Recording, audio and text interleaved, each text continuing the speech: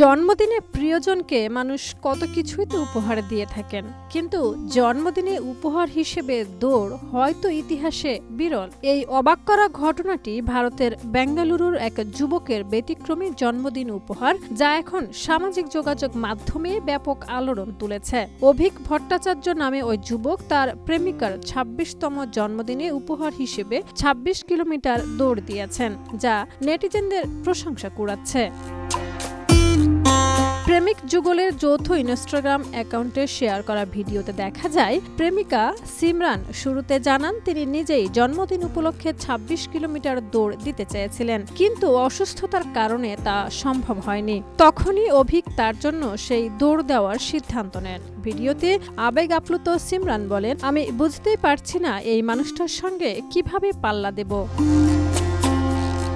ভিডিওতে অভিক বলেন, আমার প্রেমিকা আজ ২৬ বছরে পা দিয়েছে, তাই তার জন্যই এই ২৬ কিলোমিটার দৌড়। এরপর তিনি দৌড় শুরু করেন এবং পথের বিভিন্ন মুহূর্ত ছোট ছোট ভিডিওর মাধ্যমে শেয়ার করেন।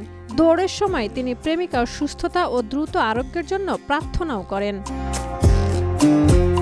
অভিক জানান, দৌড়ের সময় তিনি ইয়ারফোন ব্যবহার করেননি, যাতে মনোযোগ দিয়ে স্মৃতিচারণ করতে পারেন এবং সিমরানের সঙ্গে কাটানো সুন্দর সময়গুলো মনে রাখতে পারেন। তিনি আরও বলেন,